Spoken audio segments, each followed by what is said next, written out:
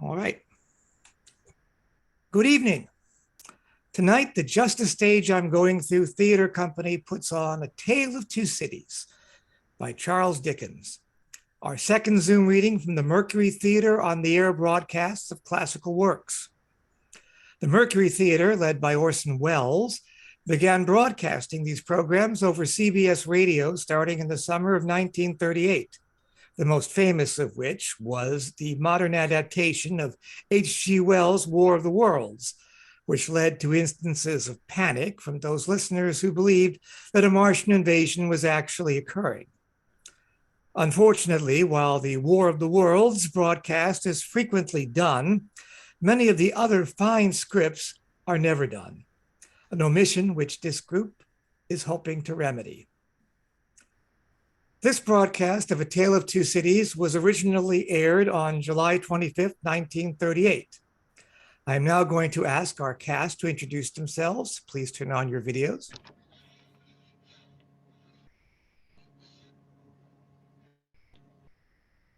Becky Back, Ensemble. Nora Bazell, seamstress. Excuse me, Julie Terabek-Blacker, Ensemble. Paul Brewster, Dr. Manette. Could you come here a minute, please? Okay. Megan Frederick, Lucy Manette. Erin Clarner, Madame Defarge. Okay. Margie Lazo, Ensemble. Tom Lazo, Charles Darnett. Trisha Fazara, Ensemble. Joe Rake, Ensemble. Ani Ramsey, Ensemble. Jen Sizer, Public Prosecutor, Ensemble. Deb Solomon, Ensemble. Jacqueline Hume, like Zoom, playing Ernest Defarge. I'm Lou Zamichelli. I am playing Sidney Cawthon. And I'm playing Jarvis Laurie. And pardon me a second. I am playing Jarvis Laurie.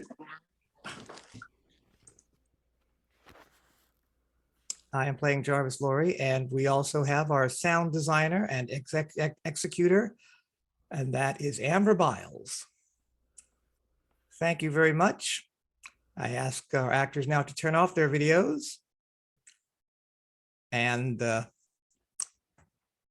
I now, without any further ado, we now begin our production of A Tale of Two Cities.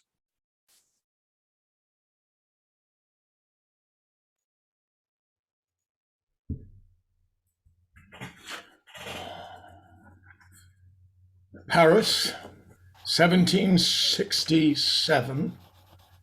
I, Alexander Manette, unfortunate physician, write this melancholy paper in my doleful cell in the Bastille. Hope is quite departed from my breast.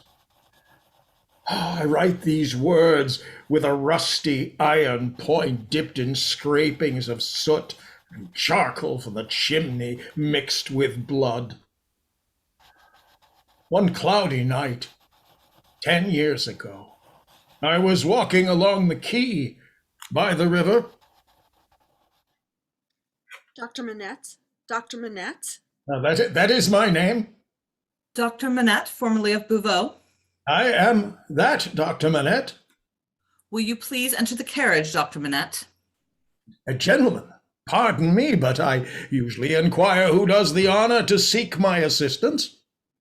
Doctor, your clients are people of condition, are they not? Will you please enter the carriage? They were armed, and I was not. I got in silence.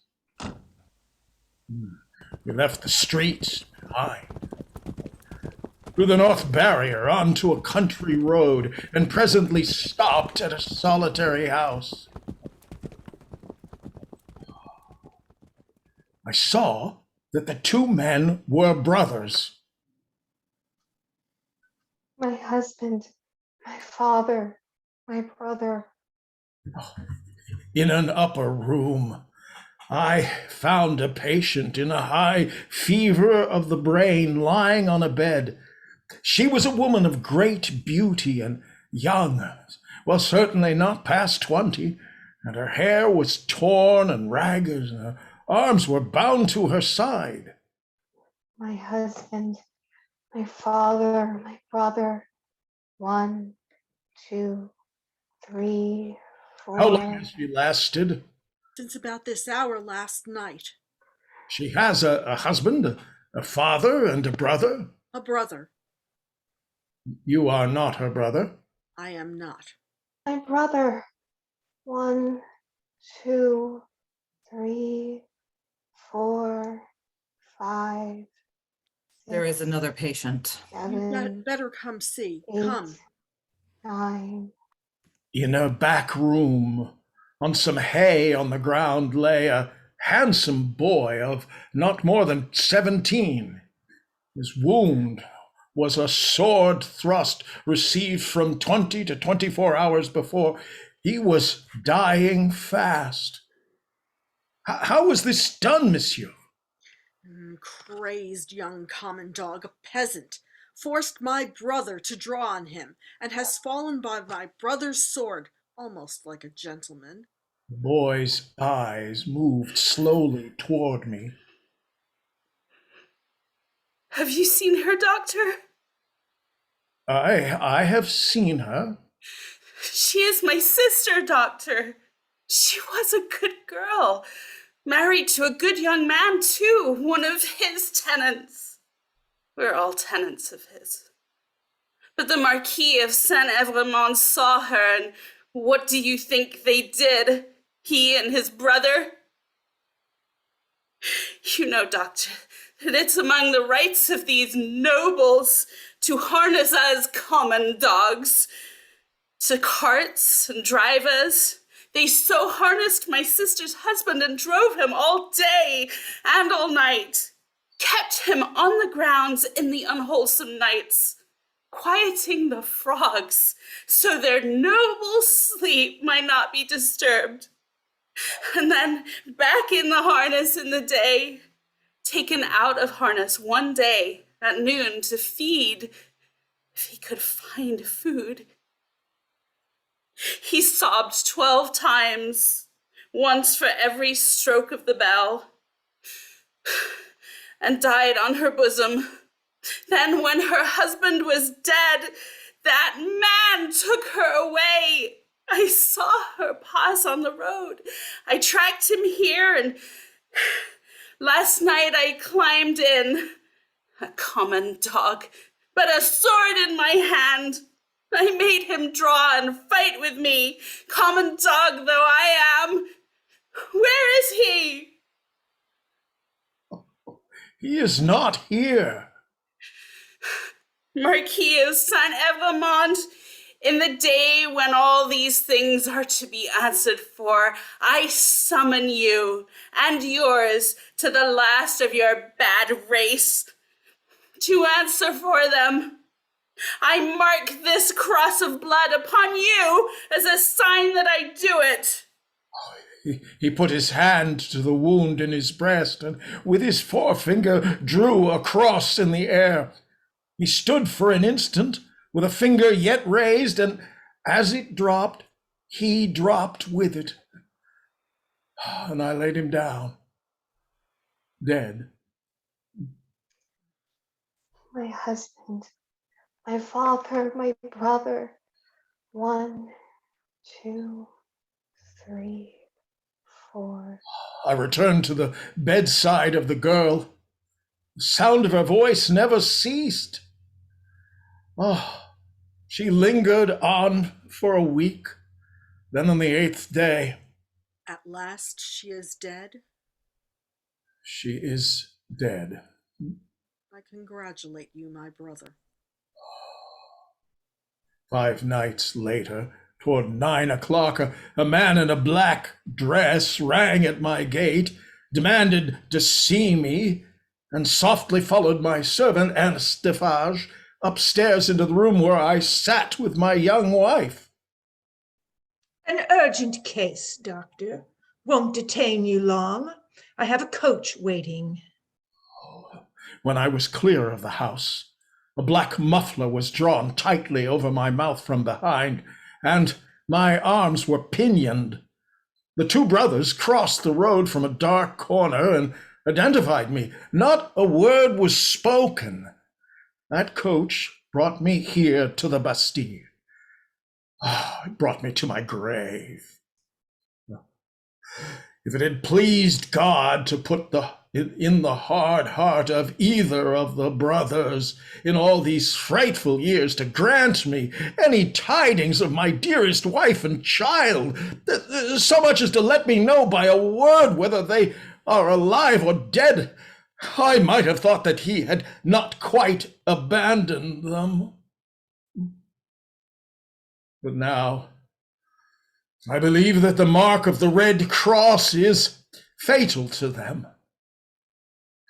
and that they have no part in his mercies. And them and their descendants to the last of their race, I, Alexander Manette, unhappy prisoner, do this last night of the year 1767 in my unbearable agony denounce them to heaven and to earth. The words are written in scrapings of soot mixed with blood on scraps of crumbling paper. There they lie, hidden away in the solid stone, year after year. Now in the North Tower, cell number 105 is heard all day, a low hammering sound. The sound of an old man making shoes in the dark.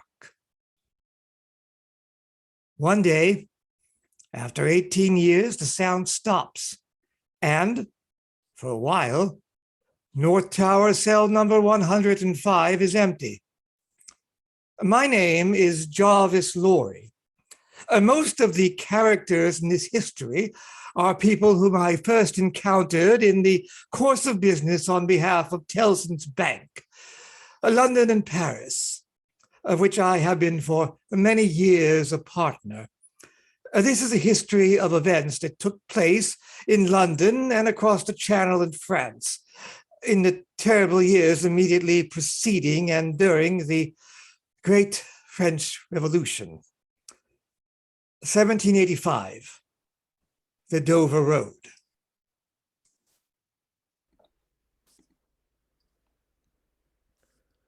What o'clock you make it, Joe?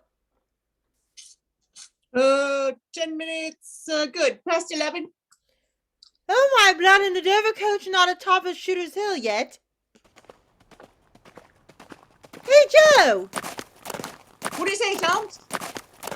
I say a horse instead of coming up, Joe. I say a horse at a gallop, Tom. Gentlemen, in the king's name, all of you. Throw-ho, yo, stand her on fire. Is that the Dover Mail? Never you mind what it is. What are you? Is that the Dover Mail? Why do you want to know it?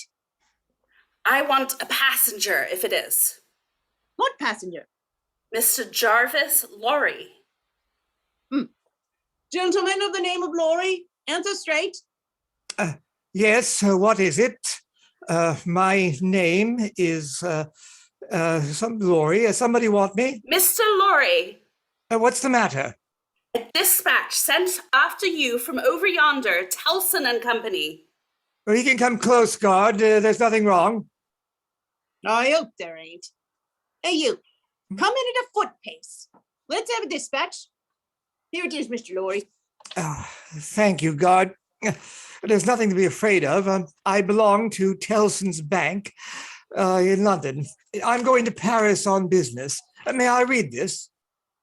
If so, be as you're quick, sir. Wait for Miss Manette at Dover. You see, guard, it's not long. Aye. Messenger. Yes, sir. Take back my answer to London. Here it is. Recalled to life. Recalled to life. Yes, Mr. Lorry. Good night. Tom. Hello, Joe. Did you hear that message? I did, Joe. What did you make of it, Tom? Nothing at all, Joe. Now that's a coincidence too. Why, that's just what I made of it myself.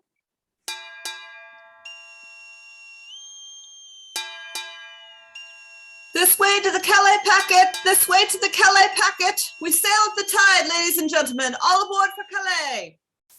Glad to have you with us again, Mr. Laurie. I'm expecting a young lady aboard, a Miss Minette. She may ask for Mr. Jarvis Laurie, or she may ask for a gentleman from Tellson's Bank. But when she comes, will you show her to my cabin? Very good, sir. We sail with the tide, ladies and gentlemen. All aboard for Calais!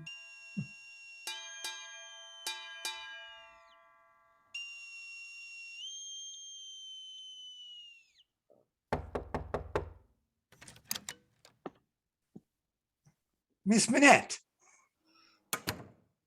Sit down, if you please. Thank you.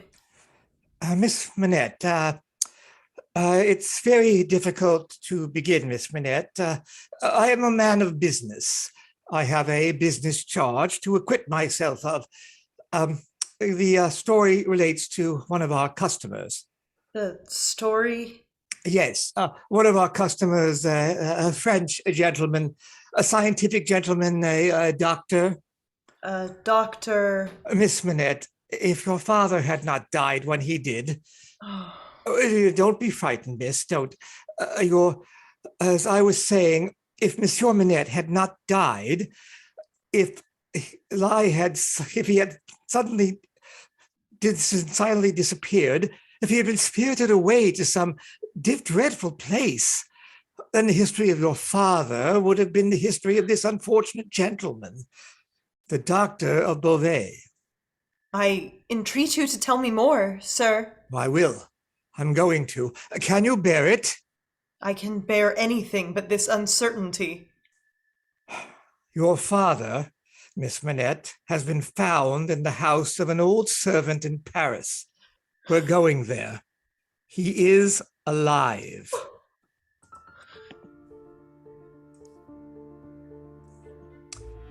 In the quarter of Saint Antoine, a narrow, mean street full of offense and stench, peopled by rags and nightcaps and hunger, we found the wine shop of Dr. Minette's old servant, Ernest Defarge.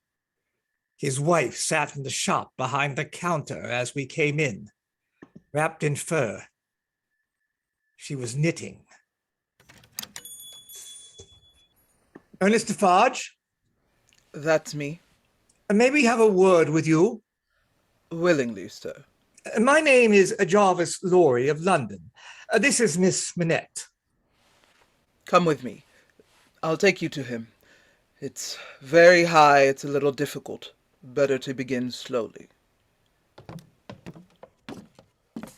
Is he always alone, then? Yes. Of his own desire? Of necessity. He is greatly changed? Changed? The door's locked? Yes. You think it necessary to keep him locked up? I think it necessary to turn the key. Why? Why? Because he's lived so long locked up that he's been frightened, rave, tear himself in pieces, die, if his door was left open. Is it possible? Is it possible? Yes, it is possible in this fine world we live in. Not only possible, but done. Done, see you. Under that sky there, every day. It will continue being done until the last of that accursed race has perished from the face of the earth.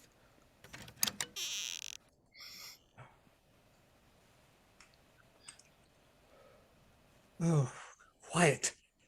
Let us go in. I'm afraid of it. Of it? What? I mean, of him, my father. Listen, what is that sound?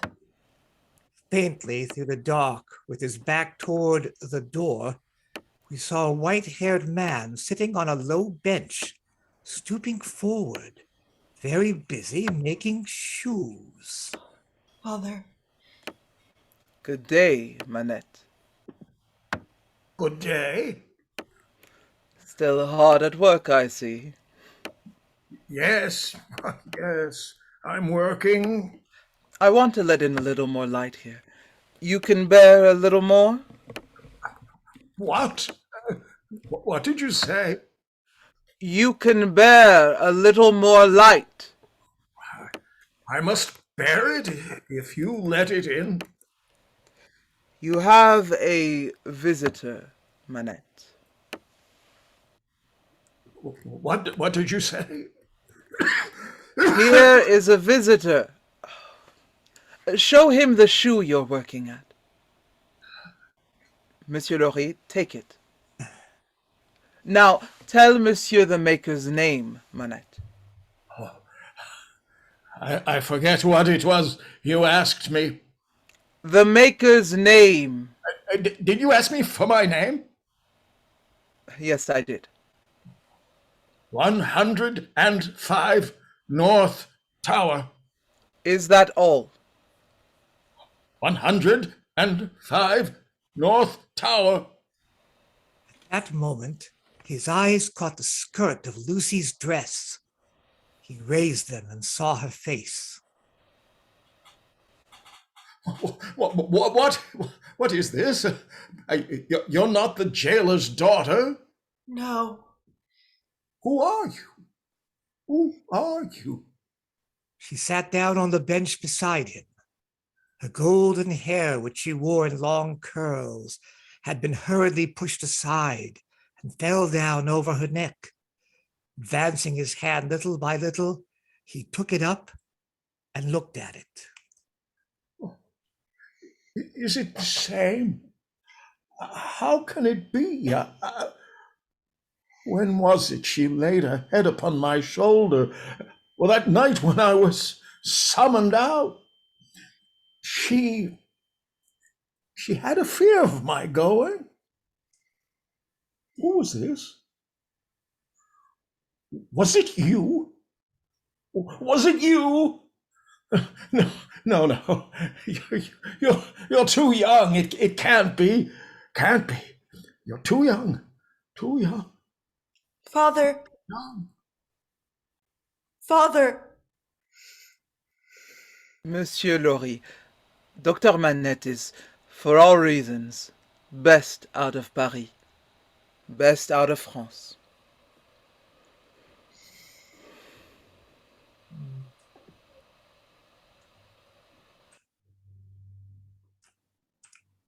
The next morning, we left for London.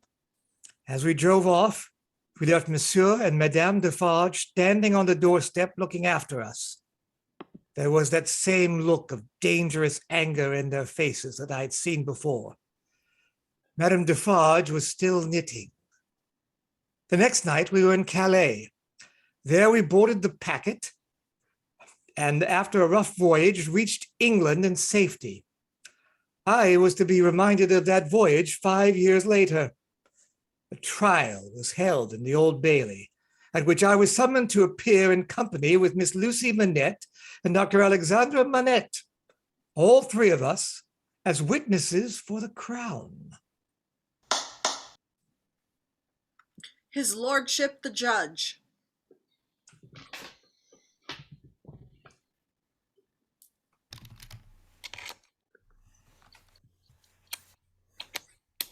What's coming on? The treason case. The courting one. He'll be drawn on his hurdle, he will, to be half hanged. Then he'll be taken down and sliced before his own face. Then his head will be chopped off and it'll be cut in quarters. That's the sentence. If he's found guilty, you mean? Oh, they'll find him guilty. Don't be afraid of that. The prisoner was brought in. A young gentleman of about 25, well-grown and well-looking. He was very pale. For a moment, his eyes turned to where he sat. Then the indictment was read. That you, Charles Darnay, are a false traitor to our serene, illustrious, select, excellent prince, our lord the king, by reason of your having, on diverse occasions, by diverse means and ways, assisted Louis, the French king, in his wars against our serene, illustrious, excellent prince, King George. That is to say, by coming and going between dominions of our said serene, illustrious, excellent prince, and those of said French Louis, and wickedly, falsely, traitorously endeavoring to... Prisoner, do you plead guilty or not guilty? Not guilty. Not guilty.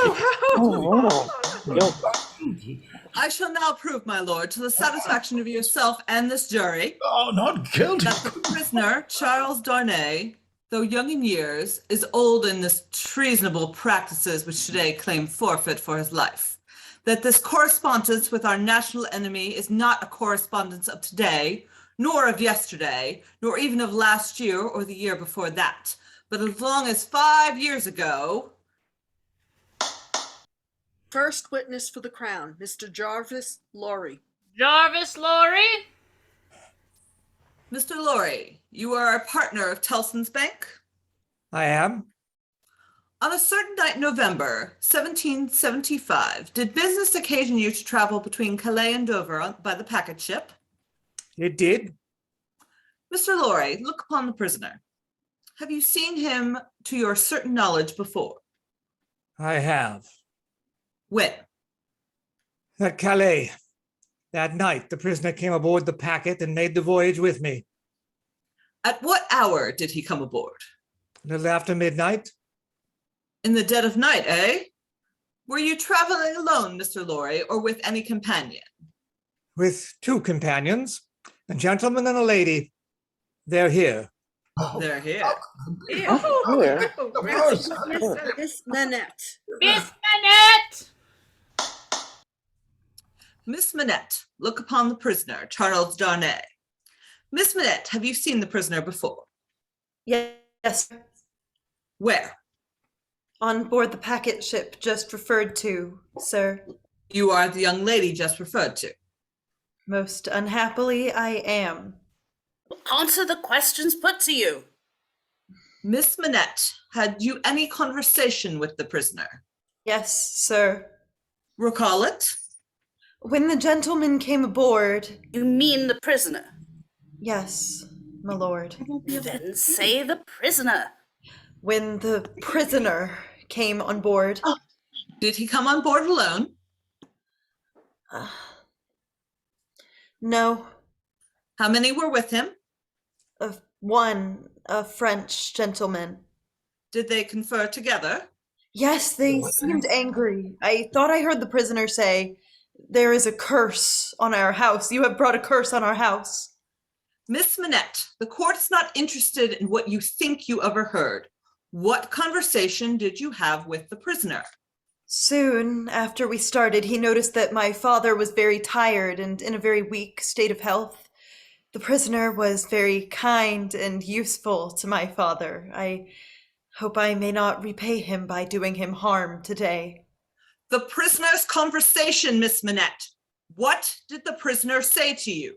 He told me that he was traveling on business of a delicate and difficult nature, which might get people into trouble, and that therefore he was traveling under an assumed name. He said that in England. Assumed name, right. Alexander Manette.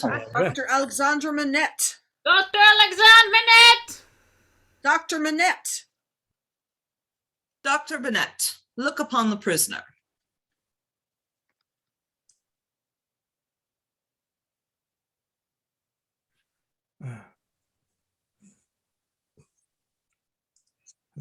As the old man looked at Darnay, his face for an instant became frozen, as it were. There was a curious look, very intent, deepening into a frown of dislike and distrust, not even unmixed with fear. It passed so quickly that few could have noticed it. Dr. Manette, have you ever seen this prisoner before? Once when he called on us at my lodging some 3 years ago. Can you identify him as your fellow passenger aboard the packet ship or recall his conversation with your daughter? Sir, I can do neither. Is there any particular and special reason for you being unable to do either? There is. Has it been your misfortune to undergo a long imprisonment without trial in your native country, Dr. Manette? A long imprisonment. Were you newly released upon that occasion? They tell me so. You have no remembrance of the occasion? None. None. My mind is a blank. For some time I cannot even say what time, when I was employed in making shoes. Oh, that was in my captivity too. Excuse me, sir. Well, to the time when I found myself living in London with my dear daughter here, I have no remembrance. No remembrance. Oh, man, you believe that? Next witness. Marie. Next witness. Next witness. Next witness. Next witness. Now things began to look black for the prisoner. The prosecution held that previous to that Friday night in November, 5 years ago, Charles Darnay had visited a dockyard town in the south coast of England, and there collected information which he later delivered to the French authorities in Calais. In proof of this, the star witness, who had every appearance of being himself a paid spy, now took the stand and identified Charles Darnay as having been at the precise time required in the coffee room of a hotel in that dockyard town, waiting for another person. On this point, counsel for the prisoner tried in vain to shake him. Really are. And that is the only time you ever saw this prisoner? No, Your Honor, no. You never saw him before or since? No, Your Honor, no. Now a curious thing happened. A gentleman who had been sitting off by himself all this time, staring up at the ceiling of the court, suddenly came to life, removed his wig, wrote a word or two on a little piece of paper, and tossed it to the prisoner's counsel. She opened it and then looked with great attention and curiosity at the prisoner. You say again, you are quite sure that it was the prisoner? Oh, quite sure, Your Honor.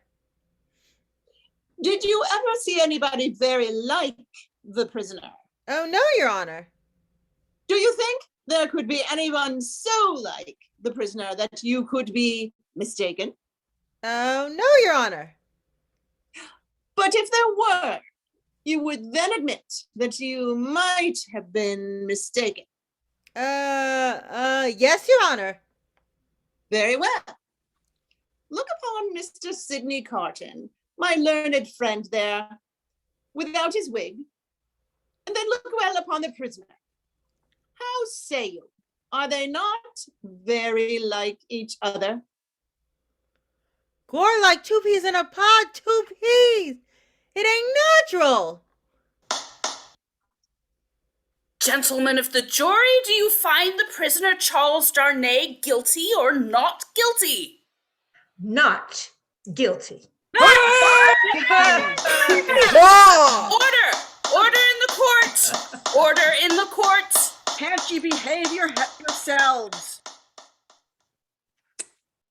Lights were nearly all out in the passages as I left the court with the prisoner, Charles Darnay. There, leaning against a wall in the dark, stood Sidney Carton. There was wine on his breath. So now, Mr. Lorry, men of business may speak to Mr. Darnay now. Sir, we men of business are not free. I know. Don't be upset, Mr. Lorry. You're as good as another, I have no doubt. Better, I dare say. Indeed, sir. I really don't know what you have to do with the matter. If you'll excuse me for saying so, I really don't know that it's any of your business, Mr. Carton. Business, bless you. I have no business. It's a pity you haven't, sir.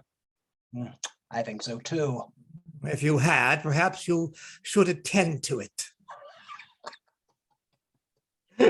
Lord love you. No, I shouldn't. Mr. Darnay, good night. God bless you, my boy. I hope you've been this day preserved for a prosperous and happy life. Thank you, sir. Good night. Good night, my boy. Good night. Mr. Darnay. Yes. Mr. Darnay, this is a strange chance that throws you and me together. This may be a strange night to you, standing here all alone with your counterpart on these street stones. I hardly seem yet to belong to this world again. I feel quite faint. Then why the devil don't you dine? Let me show you the nearest tavern to dine well at. Come.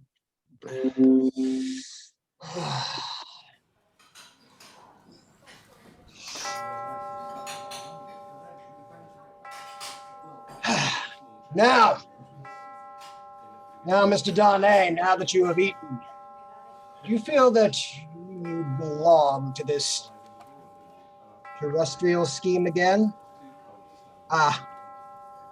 It must be an immense satisfaction to you. Waiter, another bottle of wine! As to me, the greatest desire I have is to forget that I belong to it. There's no good in it for me, except for wine like this, nor I for it. So, we're not much alike in that particular, Mr. Darnay. Indeed, I begin to think we're not much alike in any particular, you and I, except that we look alike. Now, your dinner's done. Why don't you call a health, Mr. Darnay? Why don't you give yourself a toast? What's health? What toast? It's on the tip of your tongue. It ought to be. Must be. Swear it's there. Well, Miss Manette, then. Miss Manette, then. Miss Manette. That's a fair young lady to hand a coach in the dark, Mr. Darnay. Yes? It's a fair young lady to be pitied by and wept for by, huh? How does it feel? Is it worth being tried for one's life to be the object of such sympathy and compassion, Mr. Darnay? Mr. Carton, you have saved my life today. I have not that thanked you. I neither want any thanks nor merit any. It was nothing to do in the first place. I don't know why I did it, not in the second. Mr. Darnay, let me ask you a question. Willingly. Do you think I particularly like you? Really, Mr. Carton, I have not asked myself the question. Ask yourself the question now. Well, you have acted as if you do, but I don't think you do. I don't think I do. Nevertheless, there is nothing in that, I hope, Mr. Carton, to prevent my calling the reckoning and our parting without ill blood on either side. Nothing in life, huh?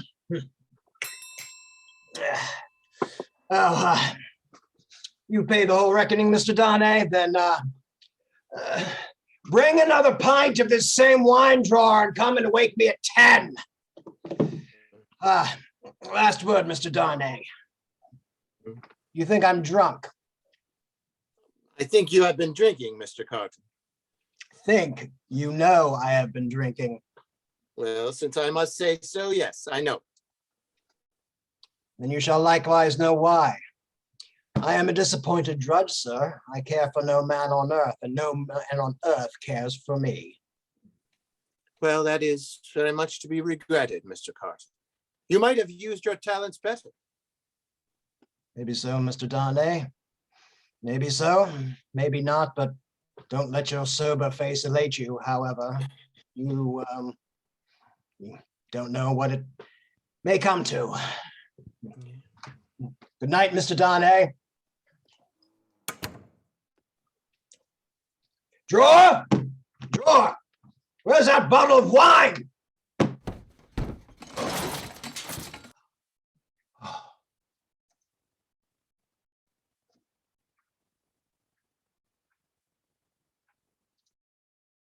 You are listening to a recreation of the Columbia Network's July 25th, 1938 presentation of Orson Welles in the Mercury Theatre in Charles Dickens' Tale of Two Cities. At this point, the program paused for a moment for station identification. We, however, will continue forward. The years passed. In the quarter of Saint Antoine, in the wine shop in the narrow, mean streets, little groups of men gather to talk and scatter quickly when a stranger enters. Madame Defarge still works at her knitting. You knit with great skill, Madame Defarge. I am accustomed to it. A pretty pattern. You think so? Strange, too. It looks like many names knitted there, but that can't be. No, that can't be. May I ask what it's for? Pastime. Not for use. Well, that depends. I may find a use for it one day, who knows? If I do, well, I'll use it. Madame Defarge. Yes. I have news that might interest you. News from England, Dr. Manette. Yes? Oh, I perceive you know the name. Yes. His daughter, Miss Manette, is going to be married in England. There is a curious thing about this marriage. Yes. What it comes to is this. Miss Manette, daughter of Dr. Alexandre Manette, is going to marry the Marquis de Saint-Evremont. Oh. Oh, I perceive you know that name too. Yes. In England, of course, he does not go under that name. He is called Mr. Charles Darnay. Mr. Charles Darnay. Defarge! Defarge! Yes, what is it? Is it true, do you think, what he said of Mademoiselle Manette? If it is... It is? If it is true, then when our day does come, I hope for her sake destiny will keep her husband out of France. Her husband's destiny will take him where he is to go, and will lead him to the end that is to end him. That is all I know.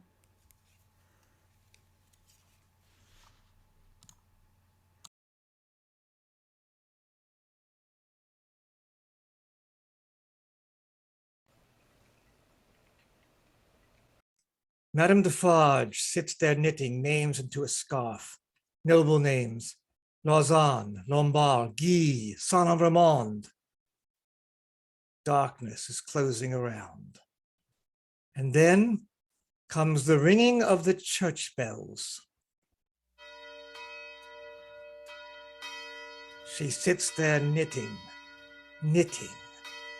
Now the darkness is closing in, and the church bells will soon be melted into thunder cannon. And then the drum shall be beating to drown a wretched voice.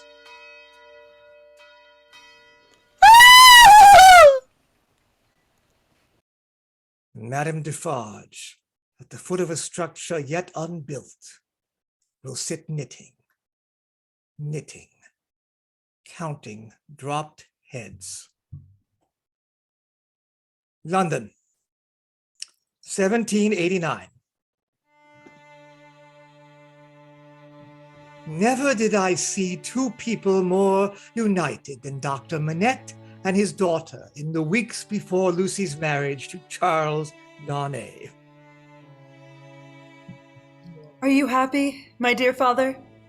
My child, I never thought I should live to know such happiness. An occasional visitor to their house in Soho Square was Sidney Carton. He was not improved in habits or in looks or in manner. His air of debauchery was as if, even more pronounced. It seemed to me that he was behaving with even less delicacy than usual when he presented himself one afternoon, only a few days before Lucy's marriage, and asked to see Miss Manette alone. He was shown upstairs.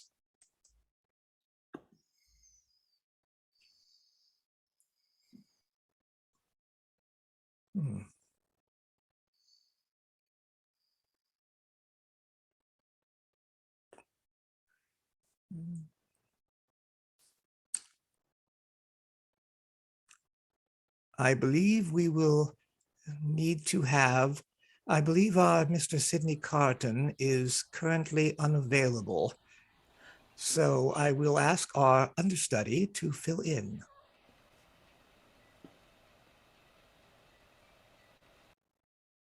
Miss Manette, will you hear me? Yes, Mr. Carton. Miss Manette, I know very well that you can have no tenderness for me. I ask for none. I'm even thankful that it cannot be. Without it, is there nothing I can do for you, Mr. Carton? All you can ever do for me is done. I wish you to know that you've been the last dream of my soul. In my degradation, I have not been so degraded, but that the sight of you with your father and of this house has stirred old shadows that I thought had died out of me. A dream, all a dream that ends in nothing and leaves the sleeper where he lay down. But I wish you to know that you inspired it. Will nothing of it remain? No, Miss Manette. No, I shall never be better than I am. I am like one who died young. All my life might have been. Don't be afraid. I'll never refer to this again. Only in the hour of my death, I shall hold sacred this one good remembrance, that my last avowal of myself was made to you, and that my name and faults and miseries were gently carried in your heart. Do you believe this of me, Miss Manette? I do. And this too, believe. For you and for any dear to you, I would do anything. Remember that there is a man who would give his life to keep a life you love beside you. Goodbye, Lucy. Goodbye.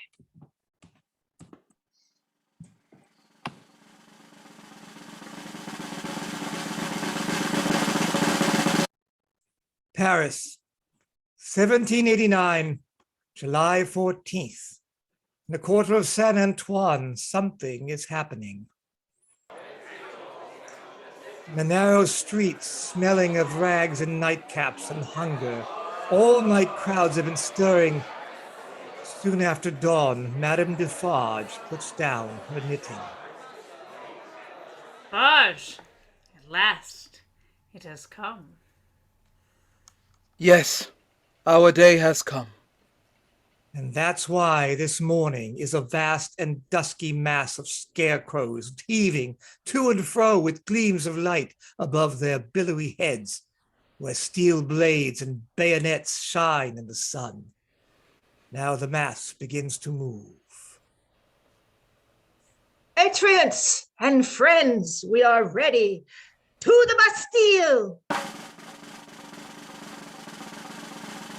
The living sea rises, wave on wave, depth on depth, overflowing the city. After 2 hours, a white flag from within the fortress. The sea rises wider and higher, over the lowered broad drawbridge, past the massive stone outer walls, in among the 8 great towers, surrendered. The Bastille has fallen! The prisoners! The The North Tower. What is the meaning of Prisoners! 105 North Tower? Quick, It is a cell, citizen. show it to me. There is something hidden there that I must find. Pass this way, Citizen Defarge. 3 years go by. The King of France and the Queen of France have paid with their lives for the suffering of the people. Day after day, fresh victims are driven through the streets of Paris to feed this new monster which lives on human blood, the guillotine. And at its foot, day after day, sit the women, knitting, knitting. London, 1792. The headquarters in the great gathering of those who fled from France in these troubled years was Tellson's Bank. Letter for Marquis de Saint-Opont. Here. Vicomte de Lille. Vicomte de Lille. Arrested at Calais, executed. Baron de Neuville. Arrested, executed. Marquis de Saint-Evremont. Marquis de Saint-Evremont. Here, Mr. Darnay. I'll take it.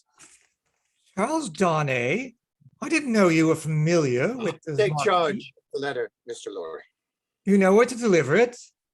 I do. If there is an answer, I'll let you know.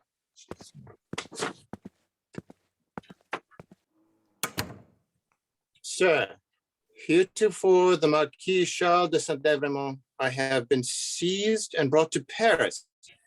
The crime for which I am to lose my life, they tell me, is treason against the majesty of the people, in that I have acted against them for an emigrant. You are that emigrant. It is in vain that I tell them that for the confiscation of emigrant property, according to your commands, I had collected no rent and forced no taxes. Their only answer is that I have acted for an emigrant. Where is that emigrant? I beg you, monsieur, heretofore the Marquis, to come to my rescue and release me. I pray you be true to me, your poor servant.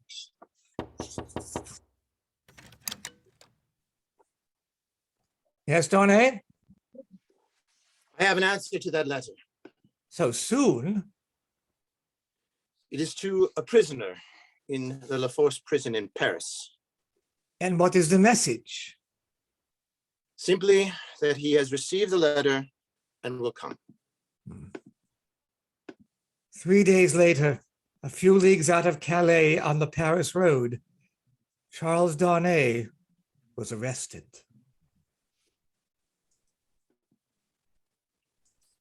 Citizen, I beg you to observe that I came here of my own free will to answer to that written appeal that lies before you. Is it not my right? Right. Emigrants have no right. You are consigned, Evremond, to the prison of La Conciergerie. Just heaven, under what law? For what offense? Oh, we have new laws, aristocrat, and new offenses since you were here.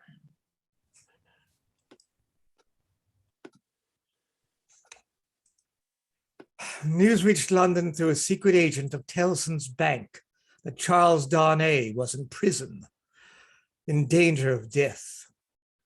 3 days later, we were in Paris, Lucy with a child and Dr. Manette. Come in. Good evening, citizen. Do you know me? I've seen you somewhere. Perhaps at my wine shop. I noticed standing at the door a woman silently knitting. Madame Defarge. Yes. That she may be able to recognize the faces and know the persons. It is for their safety. Mr. Lorry? Lucy, this man has a letter to you from Charles. Oh, thank you. Dearest, take courage. I am well, and your father has influence around me. You cannot answer this.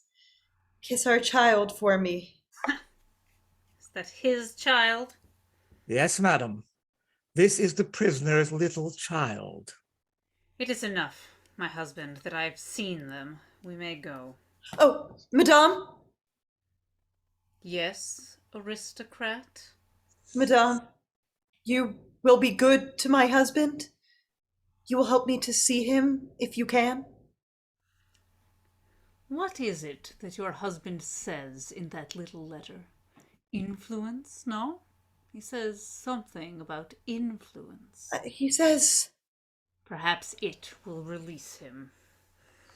As a wife and a mother, I implore you to have pity on me. My husband is innocent. The wives and mothers we have been used to see have not been greatly pitied. All our lives we have seen our women suffer. Poverty, hunger, thirst, sickness, misery. We have seen nothing else. We have borne this a long time. Is it likely the trouble of one wife and mother would be much to us now? Goodbye, aristocrat.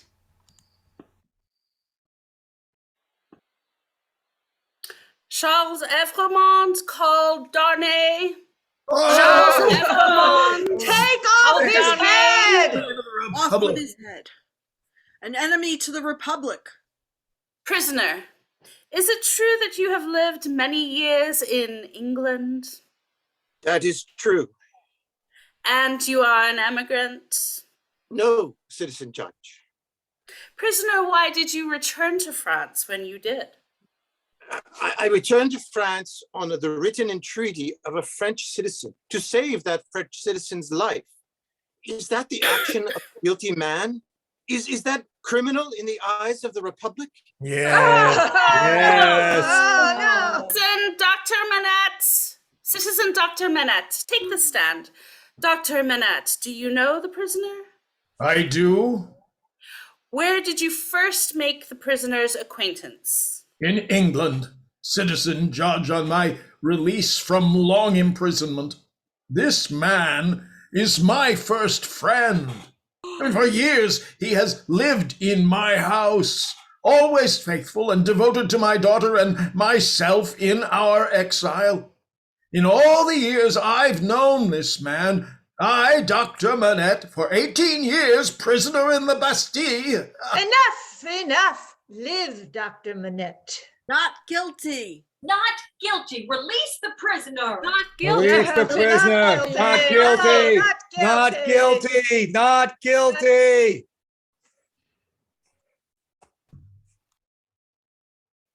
Citizens, wait. This prisoner has been denounced for a crime against the Republic. Before this prisoner is released, I demand in the name of the Republic that this denunciation be read aloud.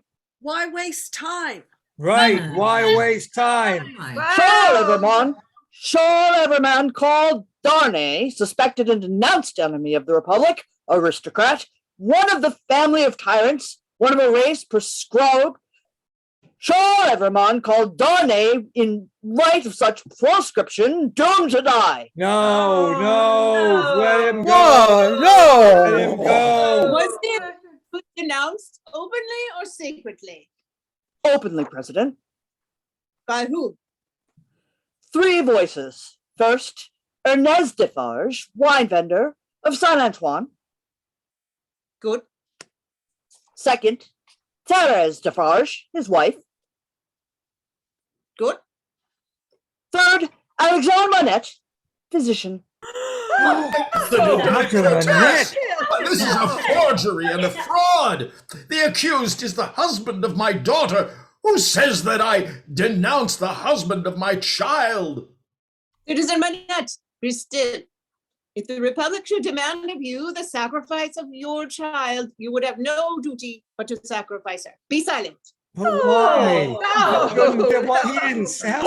On the 14th of July, Justice! 1789, at the taking of the Bastille, a paper was found by citizen Ernest Defarge, concealed between 2 stones in the chimney of a cell, no less. 105, North Tower. The writing is the writing of Dr. Manette. I, Alexandre Manette. Forgery, must be a forgery. Red.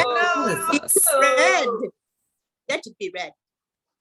I, Alexandre Manette, unfortunate physician, write this melancholy paper in my doleful cell in the Bastille.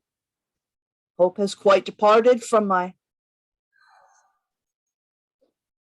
And then their descendants to the last of the race. I, Alexandre Manette, unhappy prisoner, do this last night of this year, 1767, in my unbearable agony, denounce to the times when all these things shall be answered for. I denounce them to heaven and earth. Death! Death. Death. Death. Death. Death. Death. Death.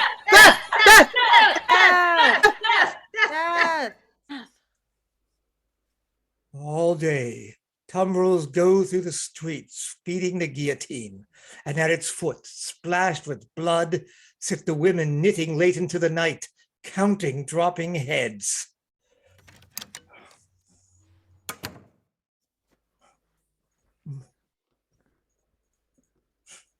Don't be alarmed, Mr. Lorry. Don't be alarmed. Sidney Cotton? Mr. Lorry, listen carefully to what I have to say. But Cotton. Don't waste time asking questions. First, Mr. Lorry. Here is. 1 second. First, Mr. Lorry, here is the certificate which enables me to pass out of the city. You see, Sidney Carton, an Englishman. Yes? Yes. Keep it for me until tomorrow. I've arranged to see Charles Darnay in prison in the morning, and I had better not take it with me. Do you understand? Why not?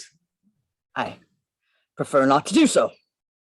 Now, take this paper. It's a certificate enabling Dr. Manette and his wife and his daughter and her child at any time to pass the barrier on the frontier. You see. Yes, but You can buy the means of traveling to the coast as quickly as the journey can be made. Do you have money? Order your horses to be ready at 2 in the afternoon. Well? It shall be done. Tell Lucy tonight, for the sake of her child and her father. Tell her and press upon her the necessity of leaving Paris with them and with you at that hour. Tell her it was her husband's last wish. Do you think she'll consent? I believe so. Have all these arrangements made in the courtyard here, even to the taking of your own seat in the carriage. And then, the moment I come to you, take me in and drive me away. Do you understand that? I understand that. Whatever happens, I have to wait for you. You have my certificate in your hand with the rest. The instant my place is occupied, you start for England. Promise me solemnly that nothing will make you alter the course on which we now stand pledged to each other. Nothing, Cotton. Remember these words tomorrow. Remember them. Change the course or delay for any reason, and no life can possibly be saved. Many lives dear to us must be inevitably be sacrificed. I will remember them. I hope to do my part faithfully. Yes. Yes. And I hope to do mine. Thank you. In the black prison of the Conciergerie, the doomed of the day await their fate. There are 52. Even before their cells are quit of them, new occupants have been appointed. Before their blood runs into the blood spilled yesterday, the blood that is to mingle with theirs tomorrow is already set apart.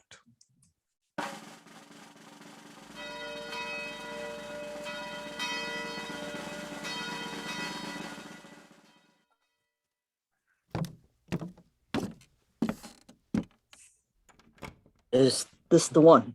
Yes, this is the one. Go you in alone. I wait outside. Lose no time. Good day, Mr. Darnay. Carton? Once more we meet.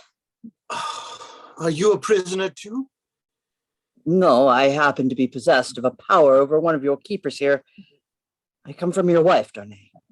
I bring you a request from her. What is it? Most secret, earnest, pressing entity. No time to ask me why I bring it or what it means. I have no time to tell you. You must comply with it.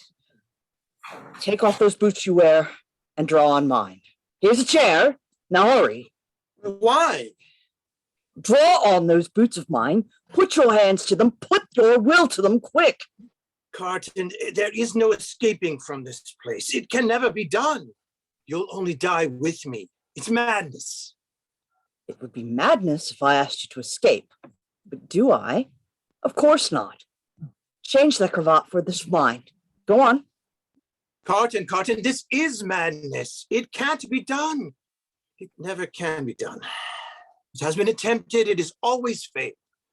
Do I ask you, dear Darnay, to pass the door? When I ask you that, then refuse me. There are pen and ink and paper on this table.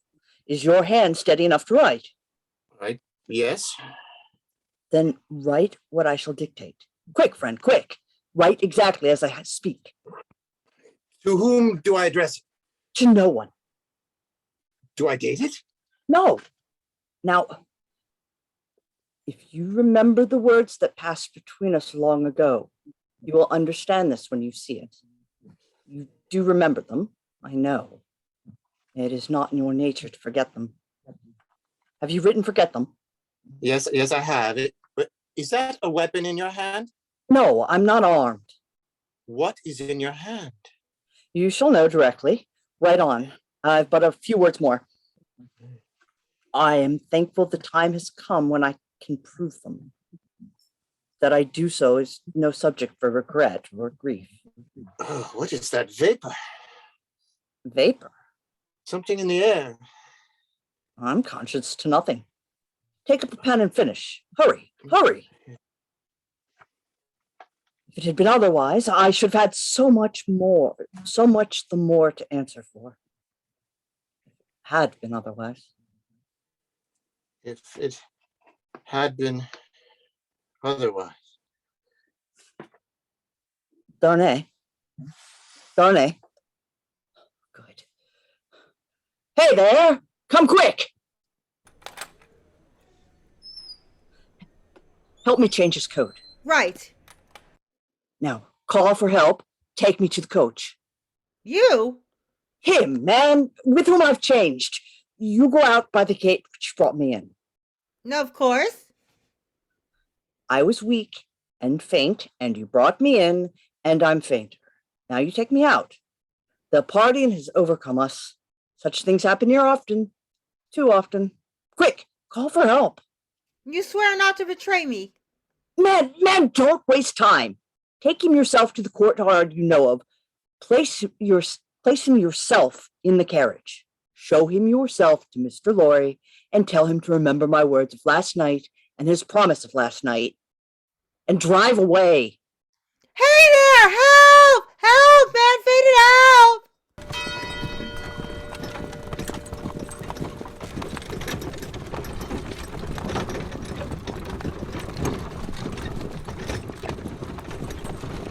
Halt! Halt! Who goes there? Who's inside? Papers. Alexandra Manette, physician, French. Lucy, his daughter, French. Lucy, wife of Evremond, is that right? Evremond has an appointment elsewhere today, I believe. Lucy, their child, English. Sidney Carton, lawyer, English.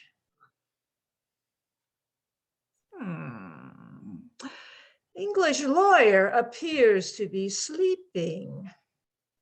Jarvis Lorry, banker, English. Go ahead. You can depart, citizens. A good journey.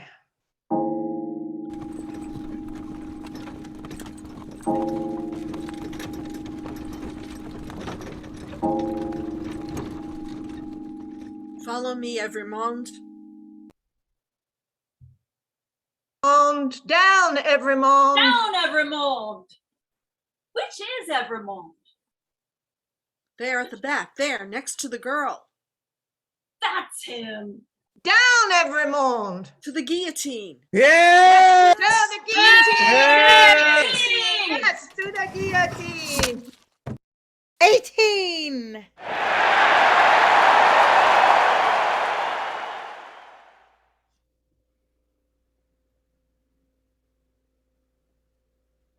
Citizen Evremond, do you remember me? I'm the poor little seamstress who was with you in the prison. Oh, true. I forgot. What were you accused for? Plots. Is it likely? Who would think of plotting with a poor little weak creature like me? 19.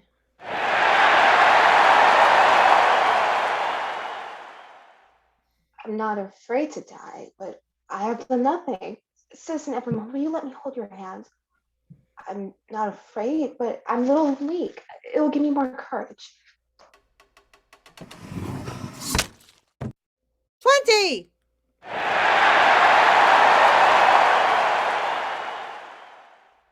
Keep your eyes upon me, dear child. Keep your eyes on me. I'll Mind nothing else. I'll mind nothing else while I hold your hand. I shall mind nothing else if, when I let it go, if they're quick.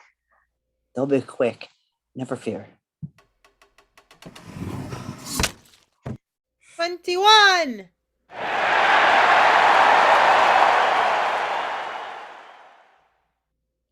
Is the moment come? Yes. May I kiss you now? I'm so afraid. Child, there's nothing to fear. I see these men around me, long ranks of the new oppressors who have risen on the destruction of the old, perishing by the same instrument of retribution, or it shall cease out of its present use. I see the lives for which I lay down my life, peaceful, useful, prosperous, and happy in that England which I shall see no more. You know, I see her father restored and faithful to all men in his healing office and at peace. I see her at this moment with a child upon her bosom who bears my name. And I hear her tell the child my story with a tender and faltering voice. Number 22. Goodbye. Goodbye.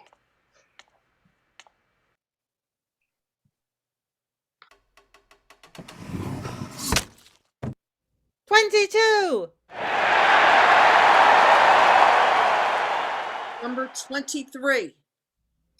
Right, citizen.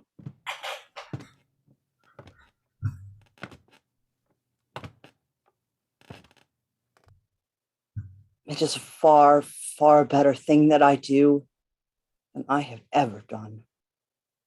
It is a far, far better rest that I go to than I have ever known.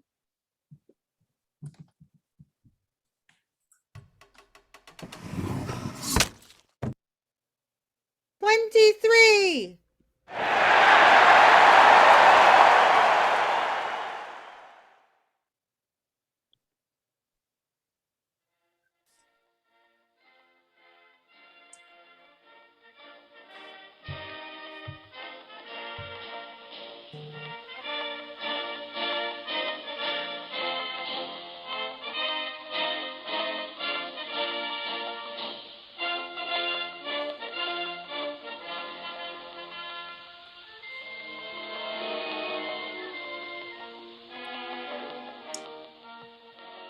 Tonight, the Just a Stage I'm Going Through Theatre Group has brought you the radio play A Tale of Two Cities by Charles Dickens, as performed on the CBS radio network on July 25th, 1938 by the Mercury Theatre on the Air. Ladies and gentlemen, I want to again recognize our players this evening. Becky Batt Ensemble. Becky, can we see you?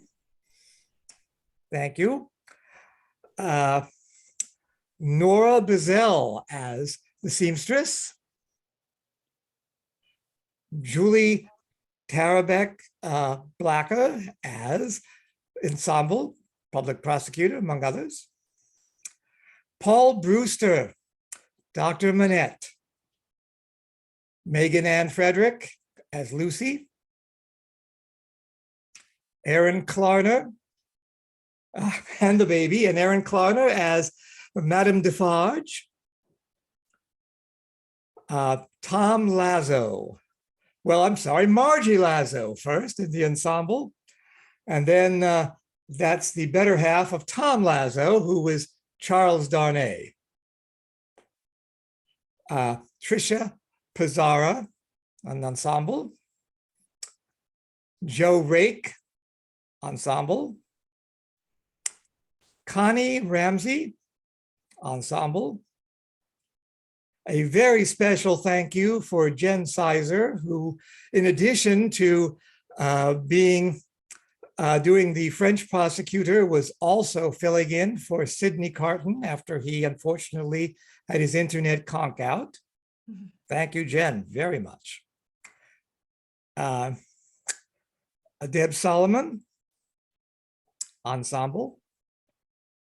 Jackie Hume as Ernest Defarge.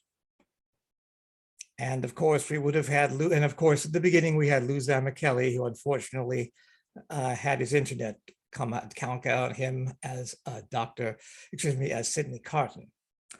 Our sound designer and executor, as you could tell from the chopping heads at the end, is Amber Biles.